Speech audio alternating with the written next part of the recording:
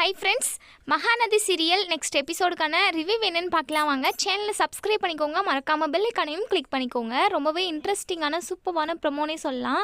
என்னென்னு பார்த்தீங்கன்னா, நம்ம காவேரி ப்ரெக்னெண்ட்டாக இருக்காங்க. அந்த விஷயத்த நம்ம விஜய்கிட்ட சொல்லாமல் மறைக்கிறாங்க. இன்னொரு சைடு நம்ம காவேரி கூட விஜய் பேசணும் அப்படின்னு சொல்லிட்டு நினச்சிக்கிட்டு இருக்காங்க. ஆனால் அதுக்கான சுச்சுவேஷன் எதுவுமே நம்ம விஜய்க்கு கிடைக்கல. அதனால் நம்ம மாமிக்கிட்ட சொல்கிறாங்க, மாமி எனக்கு ஒரு உதவி செய்கிறல்லா, கொஞ்சம் காவேரி ஆற்றுக்கு போயிட்டு காவேரி கிட்ட குசு குசுன்னு விஜய் உன் கூட பேசணுமா அப்படின்னு சொல்லிட்டு மட்டும் வந்துடுங்க மாமி. நான் அந்த வீட்டுக்கு போனேன்னா கண்டிப்பாக அவங்க அம்மா என்னை சும்மா விடமாட்டாள் அப்படின்னு சொல்லி எங்கள் விஜய் மாமிக்கிட்ட ஹெல்ப் கேட்குறாங்க. எங்கள் மாமியும், எங்கள் பாரம்பி இந்த மாதிரிலாம் நான் உதவி உங்களுக்கெல்லாம் செய்ய மாட்டேன், வேறு ஏதாச்சும் உதவி கேட்குறீங்களா கண்டிப்பாக செய்கிறேன், ஆனால் இப்படி பொண்ணு விஷயத்துலலாம் நான் கண்டிப்பாக உதவி செய்ய மாட்டேன், அதெல்லாம் எனக்கு சுத்தமாக வரவும் வராது. அது மட்டும் இல்லாமல் அந்த காவேரிக்கு ஏற்கனவே கல்யாணம் நடந்திருக்கு. அந்த கல்யாணம், அதாவது அந்த பொண்ணுக்கு கல்யாணம் நடந்திருக்குன்னு தெரிஞ்சோம் நீ அந்த பொண்ணுக்கு ரூட்டு போகிறது எனக்கு சுத்தமாக பிடிக்கல அம்பி அப்படின்னு சொல்லிட்டு மாமி சொல்கிறாங்க. இங்கே நம்ம விஜய் இருந்துட்டு, இங்கே பாருங்கள் மாமி, நான் சொல்ல வர்றது உங்களுக்கு சுத்தமாக புரியல. நான் காவேரி கூட கொஞ்சம் தனியாக பேசணும், தயவு செஞ்சு புரிஞ்சுக்கோங்களேன் அப்படின்னு சொல்லி அப்படி இப்படின்னு சொல்லி எப்படியோ நம்ம மாமியை ஒரு வழியாக காவேரியோட வீட்டுக்கு அனுப்பிடுறாங்க. அவங்க வீட்டுக்கு போனதுமே இங்கே சாரதா இருந்துட்டு, வாங்க பங்கஜம் மாமி, வாங்க என்ன வேணும் அப்படின்னு சொல்லி கேட்க, அது சும்மா தான் வந்தேன், சும்மா தான், காவேரி எங்கே இருக்கா அப்படின்னு சொல்லி கேட்குறாங்க. காவேரியா, அவள் இங்கே தான் இருக்கா காவேரி அப்படின்னு சொல்லி கூப்பிட்டதும் நம்ம காவேரி வராங்க. உடனே காவேரி வந்ததுமே காவேரி காதில் விஷயத்த சொல்லிவிட்டு, என் ஆற்றுல தான் விஜய் இருக்கான், நீ அந்த அம்பி கூட பேசிட்டு போயிடு வா, உன் கூட ஏதோ முக்கியமாக பேசணுமா, சரியா நான் வரேன் அப்படின்னு சொல்லிட்டு குசு குசுன்னு சொல்லிவிட்டு நம்ம மாமி பாட்டிக்கிட்ட சொல்லிட்டு போகிறாங்க. போயிட்டு வரேன் பாட்டி அப்படின்னு சொல்லிட்டு, சரிம்மா சாப்பிட்டு போகிறது அப்படின்னு சொல்லி கேட்க, இல்லை பாட்டி இல்லை நான் சாப்பிட்டு தான் வந்தேன் அப்படின்னு சொல்லிட்டு மாமி அங்கேருந்து எஸ்கேப் ஆகிடுறாங்க. இங்கே மாமி வீட்டுக்கு போனதுமே உடனே நம்ம விஜய் இருந்துட்டு, என்ன மாமி சொன்னேலா அப்படின்னு சொல்லி கேட்க, சொன்னேன், இன்னும் கொஞ்ச நேரத்தில் காவேரி இங்கே வந்துடுவான் அப்படின்னு சொல்லி எங்கள் மாமி சொன்னதுமே விஜய்க்கு அவ்வளோ ஒரு சந்தோஷம். எதுக்காகவோ காவேரி நமக்கு கால் பண்ணியிருந்தா, அது எதுக்காக பண்ணால் என்ன விஷயம் அப்படின்னு சொல்லி கேட்டு தெரிஞ்சுக்கணும் அப்படின்னு சொல்லிட்டு ஆவலோடு இருக்காங்க. இன்னொரு சைடு விஜய் எதுக்காக வர சொல்லியிருப்பாரு, ஒருவேளை வெண்ணிலா விஷயத்தை பேசுகிறதுக்காக விஜய் வர சொல்லியிருப்பாரோ, அதுவாக தான் இருக்கணும் அப்படின்னு சொல்லிட்டு இங்கே காவேரி நினைக்கிறாங்க.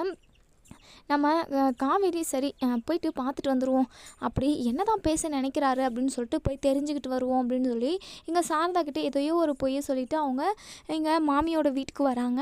இன்னொரு சைடு தாத்தாவும் பாட்டியும் ரொம்பவே புலம்பிக்கிட்டு இருக்காங்க. இந்த விஜய் எதுக்காக தான் இப்படி இருக்கான்னு தெரியல, நம்ம ரெண்டு பேரையும் இந்த வயசான காலத்தில் இந்த வீட்டில் விட்டுட்டு அவன் எங்கேயோ போயிட்டு ஒரு சின்ன ஒரு குடிசையில் இருக்கிற மாதிரி இருக்கான், இவன் இவ்வளோ வசதியாக இருக்கிற பையன் போயிட்டு அங்கே கஷ்டப்பட்டுக்கிட்டு இருக்கான், எல்லாமே இந்த காவேரியால் தான், காவேரி அவனை புரிஞ்சுக்கிட்டு இந்த வீட்டுக்கு வந்தால் தான் என்னவா அப்படிங்கிற மாதிரி சொல்கிறாங்க. எங்கள் தாத்தாவோ, என்னம்மா நீயும் இப்படி பேசிக்கிட்டு இருக்க, காவேரி மனசில் உள்ளது உனக்கு புரியலையா, வெண்ணிலா இருக்கிறப்ப காவேரி எப்படி வருவா, இப்போ வெண்ணிலாவுக்குமே க்யூர் ஆகிடுச்சு, விஜய் இப்போ அந்த வெண்ணிலாவை வீட்டுக்கு கூட்டிகிட்டு போயிட்டு விட்டுட்டு வந்துடுறான்னு சொன்னாலும் இப்போவே உடனே சொன்னால் வெண்ணிலாவுக்கு ஏதாவது ஒன்று ஆகிடும், அவளுக்கு முழுசாக இப்போ க்யூர் ஆகிடுச்சுன்னா இல்லையான்னு கூட தெரியல, அப்புறம் எப்படி எடுத்துகிட்டு போய் விடுறது, கொஞ்ச நாள் போகட்டும் அப்படின்னு சொல்லி சொல்கிறான்.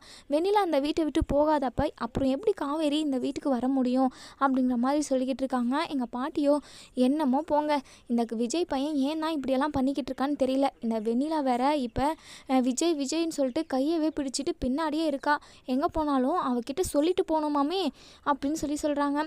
அதெல்லாம் பார்க்கவே எனக்கு வயிற்றெரிச்சலாக இருக்குது. விஜயும் காவேரியும் ஒன்றா இருக்க வேண்டிய இடத்துல இந்த வெண்ணிலா எல்லாத்தையுமே கொட்டையை குழப்பிக்கிட்டு இருக்கா, எப்போ தான் இந்த வீட்டை விட்டு போவாலோ தெரியல, இந்த காவேரியும் விஜயும் ஒன்று சேர்ந்து எப்போ தான் நமக்கு குட்டி குழந்தைய பெற்று கொடுப்பாங்கன்னு தெரியல, நடக்குமா இல்லை அதுக்குள்ளே நம்ம போய் சேர்ந்துருவோமான்னு தெரியல அப்படி இப்படின்னு சொல்லிட்டு நம்ம பாட்டுக்கு புலம்பிக்கிட்டு இருக்காங்க. இங்கே நம்ம தாத்தாவோ, இங்கே பாருமா நீ இதை நினச்சி கவலைப்படாத, சீக்கிரமாகவே வெண்ணிலா அந்த வீட்டை விட்டு போயிடுவா, கூடிய சீக்கிரமே காவேரியோ மனசை மாற்றி கண்டிப்பாக விஜய் இந்த வீட்டுக்கு கூட்டிகிட்டு வந்துடுவான், என்னமோ எல்லாமே அந்த கடவுள் கையில் தான் இருக்குது, சீக்கிரமாகவே அவங்க ரெண்டு பேரும் ஒன்று சேர்ந்துடணும் அப்படின்னு சொல்லிட்டு இங்கே நம்ம தாத்தாவுமே பாட்டிக்கிட்ட சொல்லிக்கிட்டு இருக்காங்க. இதை எல்லாத்தையுமே ஒட்டு கேட்டிருந்த இந்த ராகினி அப்படி நான் ஒன்று சேர விட்டுருவேனா, அப்படியே நான் விட்டாலும் வெண்ணிலா விட மாட்டாங்க.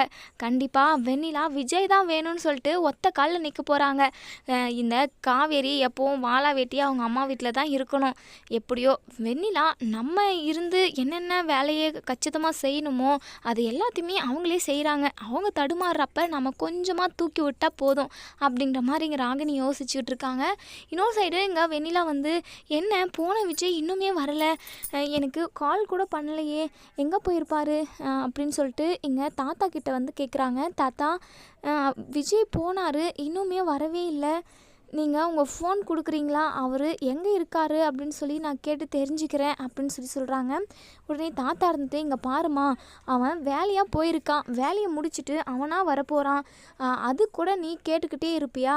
என்னம்மா வெண்ணிலா, நீ வீட்டில் தான் இருக்க, அவன் வெளியே வேலையாக போயிருக்கான், அவனை ஃபோன் பண்ணி டிஸ்டர்பன்ஸ் பண்ணக்கூடாது, நீ போயிட்டு ரூமில் போயிட்டு ரெஸ்ட் எடுமா அப்படின்னு சொல்லி சொல்கிறாங்க. இல்லை தாத்தா, இவ்வளோ டைம் ஆகிடுச்சு, இன்னுமே வரல நான் அவர் எங்கே இருக்காருன்னு கேட்டு தெரிஞ்சுக்கிறேன், நீங்கள் ஃபோன் கொடுங்க அப்படின்னு சொல்லி வெண்ணிலா திரும்ப திரும்ப கேட்க எங்கள் பாட்டிக்கு உடனே கோவம் வந்துடுது. வெண்ணிலா, உனக்கு கொஞ்சம் கூட அறிவே இல்லையா?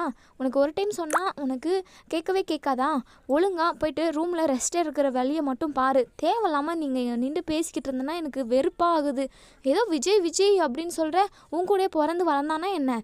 விஜய் விஜய்ன்னு சொல்லிக்கிட்டு இருந்தால் எனக்கு அவ்வளோ ஒரு டென்ஷன் ஆகுது அப்படின்னு சொல்லிட்டு வெண்ணிலாக்கிட்ட நம்ம பாட்டிமா வந்து ரொம்பவே கத்திடுறாங்க. எங்கள் வெண்ணிலாவோ, என்ன பாட்டி என்கிட்ட இப்படி முகத்தை காட்டுறீங்க, நான் என்ன பண்ணேன்? நான் விஜய் எங்கே போயிட்டாரு, இன்னுமே வரலன்னு சொல்லி தானே கேட்டேன், ஏன் நீங்கள் இவ்வளோ கோவப்படுறீங்க? பாட்டி என்னாச்சு, என்னை உங்களுக்கு பிடிக்கலையா அப்படின்னு சொல்லி கேட்க எங்கள் தாத்தாவோ, ஏம்மா கம்முன்னு இருமா அப்படின்னு சொல்லிட்டு பாட்டியை சமாதானம் செஞ்சுட்டு அங்கே வெண்ணிலா கிட்ட, அப்படியெல்லாம் ஒன்றும் இல்லை வெண்ணிலா, பாட்டி ஏதோ தலைவலியில் இருக்காங்க, கொஞ்சம் ட்ரெஸ்ஸில் இருக்காங்க, அவங்க ஏதோ கோவத்தில் பேசியிருப்பாங்க, பெரியவங்கன்னா அப்படி தானே இருப்பாங்க, நீ போயிட்டு ரெஸ்ட் எடுமா, இன்னும் கொஞ்சம் நேரத்தில் விஜய் வந்துடுவான் அப்படின்னு சொல்லிட்டு சமாளித்து வெண்ணிலாவை ரூம்குள்ளே அனுப்பி வைக்கிறாங்க. இன்னொரு சைடு நம்ம காவேரி வந்து விஜய் கிட்டே போயிடுறாங்க. விஜய் வந்து, காவேரி எனக்கு கால் பண்ணேன், கூட பேசணுன்னு தான் நினச்சேன், அப்புறம் பார்த்து வெண்ணிலா வந்து என்னென்னமோ பேசிக்கிட்டு இருந்தா, சரி நீ எதுக்காக எனக்கு கால் பண்ண அப்படின்னு சொல்லி கேட்க நம்ம காவேரி வந்து மனசுக்குள்ளேயே நினைக்கிறாங்க, உங்ககிட்ட ஒரு சந்தோஷமான விஷயத்த சொல்லலான்னு ஃபோன் பண்ணேன், ஆனால் என்னுடைய சந்தோஷம் மூடே போயிடுச்சு, அதான் வெண்ணிலாவுக்கு க்யூர் ஆகிடுச்சுல, வெண்ணிலா எப்போ அந்த வீட்டை விட்டு போகிறாங்களோ அப்போ தான் நான் இந்த விஷயத்த உங்ககிட்ட சொல்லுவேன், நான் முடிவு எடுத்துட்டேங்க அப்படின்னு சொல்லிட்டு நம்ம காவேரி மனசுக்குள்ளேயே நினைக்க விஜயோ, என்ன காவேரி நீ பாட்டுக்கு என்னமோ யோசிச்சுட்ருக்க, நான் கேட்ட கேள்விக்கு பதிலே காணுமே அப்படின்னு சொல்லி கேட்க, அது சும்மா தான் பண்ணேன், உங்கள் கூட பேசணும் போல் இருந்தது, அதனால தான் பண்ணேன் அப்படின்னு சொல்லிட்டு மழுப்பி விட்டுறாங்க. அதுக்கப்புறம் இங்கே விஜய் இருந்துட்டு, என்னென்னவோ நினச்சேன் காவேரி, நான் இப்போது புசுக்குன்னு சும்மா தான் பண்ணேன்னு சொல்லிட்டேன், சரி காவேரி, சரி அதுக்காக தான் நான் உன்னை கூப்பிட்டேன் அப்படின்னு சொல்லி சொல்கிறாங்க. இங்கே காவேரியோ வேறு எதுவும் இல்லையாங்க, ஏதோ வெண்ணிலாவுக்கு உடம்பு சரியாயிடுச்சு போல் அப்படின்ற மாதிரி காவேரி கேட்க, ஆமாம் அதுதான் சொல்லலான்னு நினச்சேன் காவேரி, வெண்ணிலா க்யூர் ஆகிட்டா, ஆனால் எந்த அளவுக்கு க்யூர் ஆகிருக்கான்னு எனக்கு தெரியல, அதை பற்றி தான் உங்ககிட்ட பேசணும்னு நினச்சேன், வெண்ணிலா போனது தான் நீ இந்த வீட்டுக்கு நம்ம வீட்டுக்கு வரணுமா என்ன, இப்போவே வா போகலாம், நம்ம வெண்ணிலாவுக்கு ஒரு நல்ல லைஃப்பை அமைச்சு வைக்கணும், அது நம்ம கையில் தானே இருக்குது அப்படின்னு சொல்ல எங்கள் காவேரி இருந்துட்டு, இங்கே பாருங்கள், நீங்கள் வெண்ணிலா விஷயத்தில் தெளிவான ஒரு முடிவு எடுக்கணும், வெண்ணிலா அந்த வீட்டில் இருக்கக்கூடாது, நான் வரப்போ நான் மட்டும்தான் அவங்க பொண்டாட்டியாக அங்கே இருக்கணும், உங்கள் எக்ஸ் லவராக அவள் அந்த வீட்டில் இருக்கவே கூடாது அப்படின்னு சொல்லிட்டு காவேரி சொல்கிறாங்க. நீ சொல்கிறதெல்லாம் எனக்கு புரியுது காவேரி, தயவு செஞ்சு நீ வந்துடு, நீ இல்லாமல் என்னால் இருக்க முடியல, ப்ளீஸ் காவேரி, தாத்தாவும் பாட்டியும் அங்கே தனியாக இருந்து ரொம்ப கஷ்டப்படுறாங்க, அவங்க வயசானவங்க அப்படின்னு சொல்லிட்டு இங்கே நம்ம விஜய் சொல்கிறாங்க. அது மட்டும் இல்லாமல் தாத்தாவுமே கேட்டார், எப்படா நீங்கள் 2 பேரும் சேர்ந்து ஒரு குட்டி குழந்தைய பெற்று கொடுப்பீங்க அப்படின்னு சொல்லி கேட்டுக்கிட்டே இருக்காங்க, நான் போய் சேர்ந்ததுக்கப்புறம் தான் நீ குட்டி குழந்தைய பெற்று கொடுப்பியா அப்படின்னாலாம் என்னென்னமோ பேசுகிறாங்க காவேரி, பாவம் இல்லை அவங்க அப்படின்னு சொல்லி சொல்கிறாங்க. இதை கேட்டதுமே நம்ம காவேரிக்கு, ஐயோ தாத்தாவுக்கும் பாட்டிக்கும் இந்த விஷயம் தெரிஞ்சால் ரொம்ப சந்தோஷப்படுவாங்களே, சரி பேசாமல் விஜய்கிட்ட உண்மையை சொல்லிடுவோமா அப்படின்னு சொல்லிட்டு இங்கே நம்ம காவேரி யோசிக்கிறாங்க. சரி யோசிக்கவே தேவையில்லை, நம்ம விஜய்கிட்ட விஷயத்த சொல்லிடுவோம் அப்படின்னு சொல்லிட்டு, விஜய் தாத்தா பாட்டி கேட்ட மாதிரி என் வயிற்றில் குழந்த வளர்ந்துக்கிட்டு தான் இருக்குது. நேற்று தான் கன்ஃபார்ம் பண்ணேன். அதை சொல்கிறதுக்காக தான் நைட்டு உங்களுக்கு கால் பண்ணேன். ஆனால் வெண்ணிலா வந்து பேசுனதுனால எனக்கு மூடே ஸ்பாயில் ஆகிடுச்சு. அதனால தான் நான் உங்ககிட்ட சொல்ல, நான் ப்ரெக்னெண்ட்டாக இருக்கேன் விஜய் அப்படின்னு சொன்னதுமே விஜய்க்கு அவ்வளோ ஒரு சந்தோஷம். என்ன காவேரி சொல்கிற? எனக்கு என்ன பண்ணுறதுனே தெரியல. நீ சொல்கிறது நிஜமா? நான் எக்ஸ்பெக்ட் பண்ணவே இல்லை. ஒரு விஷயத்த நம்ம எக்ஸ்பெக்ட் பண்ணாமே நமக்கு பிடிச்ச விஷயம் நடந்தால் எப்படி இருக்கும், அந்த மாதிரி இருக்குது அப்படின்னு சொல்லிட்டு காவேரியை தூக்கிக்கிட்டு சுற்றுறாங்க.